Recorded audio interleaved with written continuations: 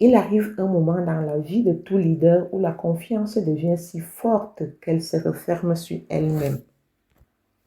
Un moment où l'assurance se transforme en certitude, où la voix du leader devient plus forte que celle de son équipe, où le charisme devient autorité et où la volonté d'inspirer finit par étouffer.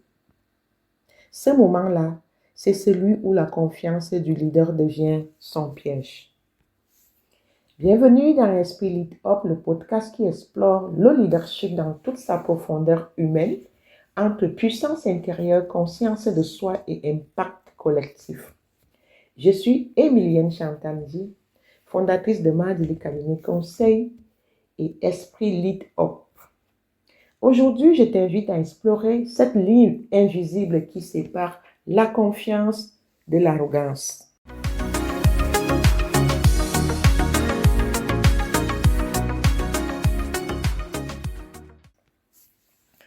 Il existe une ligne délicate qui sépare la confiance en soi d'un leader de l'arrogance qui en dénature l'essence. À force de succès, le leader peut oublier d'écouter. Par excès de certitude, il peut oublier d'apprendre et en cherchant à inspirer, il peut finir parfois par écraser. Le leadership flirte alors avec l'arrogance quand il perd le sens de la relation et glisse d'une posture de confiance vers une posture de domination.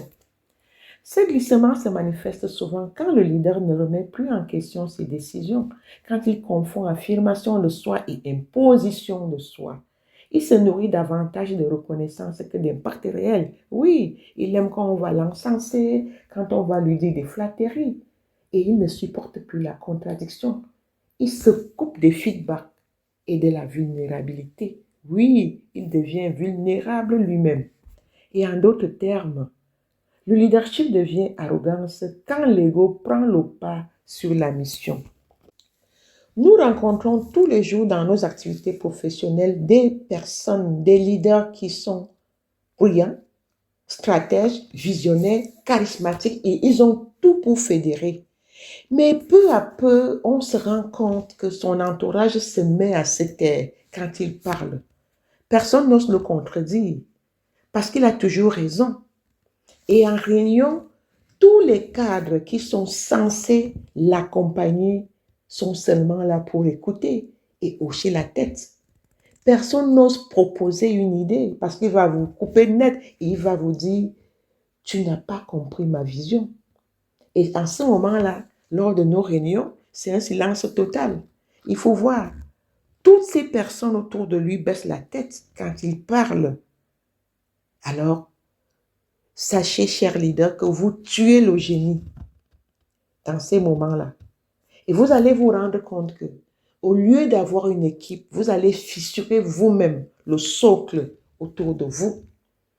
Et il y aura des personnes qui vont toujours vous faire comprendre ce que vous attendez d'eux, les flatteries. Personne ne vous dira jamais la vérité. Et vous allez être surpris qu'il y aura donc des résultats qui ne seront pas ceux attendus.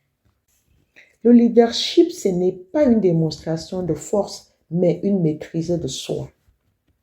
La limite se situe dans la conscience de soi. C'est elle qui distingue le leader affirmé du leader arrogant.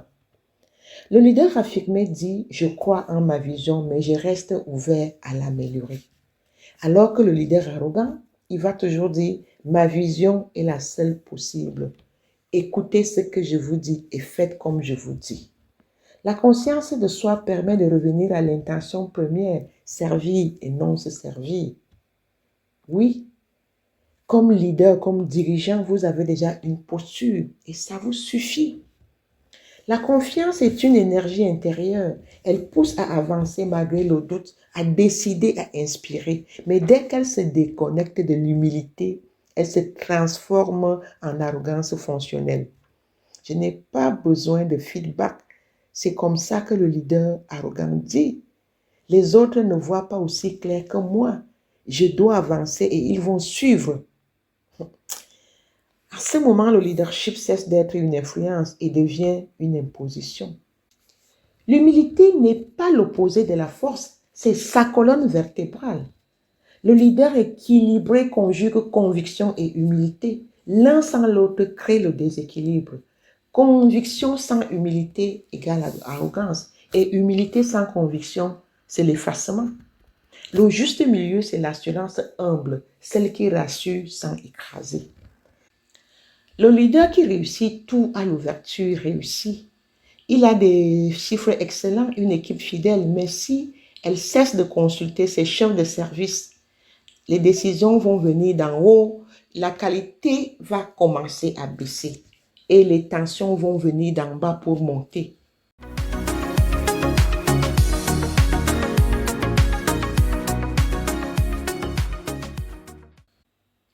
Tout comme un PDG ou un DG très compétent, autant pour moi, qui refuse de se remettre en question.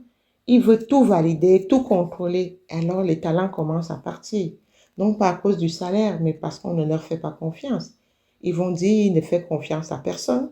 Et alors il est méfiant de tout le monde. Et ça ne sert à rien de travailler avec lui. Parce que là, le génie va mourir. À l'inverse, moi j'ai travaillé dernièrement avec un jeune chef de projet et j'étais tellement à l'aise parce qu'il avait une équipe jeune aussi et il savait écouter avant d'agir. Toutes ces réunions, il avait toujours cette phrase qui faisait toute la différence. Je sais que je ne sais pas tout, mais pour ça, j'écoute avant d'agir. Donc, si vous avez des propositions, dites-le moi avant qu'on engage. Parce que l'humilité ne retient rien à la force du leader, elle l'amplifie plutôt. Alors toi, leader qui m'écoute aujourd'hui, ta confiance nourrit-elle ton impact et ton isolement? Quand as-tu pris le temps pour la dernière fois pour écouter un feedback sans te justifier? Quand as-tu reconnu publiquement une erreur? Quand as-tu remercié une personne de ton équipe qui t'a fait voir les choses autrement? Ce sont ces petits gestes-là qui maintiennent la confiance du bon côté de la ligne. Et le vrai leader ne cherche pas à être parfait. Il cherche à être aligné, fort dans sa conviction, mais ancré dans son humanité. La confiance sans humilité devient aveuglement. Et l'humilité sans confiance devient effacement. Mais ensemble, les deux créent ce que j'appelle, moi, la puissance tranquille du leadership. Celle qui inspire sans écraser, celle qui influence sans dominer et celle qui grandit sans oublier les autres. Oui, je te laisse aujourd'hui avec cette pensée. Ta confiance est un moteur, mais ton humilité est ton volant. Voilà. Merci d'avoir écouté. Si vous avez aimé, partagez avec vos d'autres leaders, d'autres dirigeants et abonnez-vous à notre chaîne. À bientôt pour un autre épisode d'Esprit Lead Up.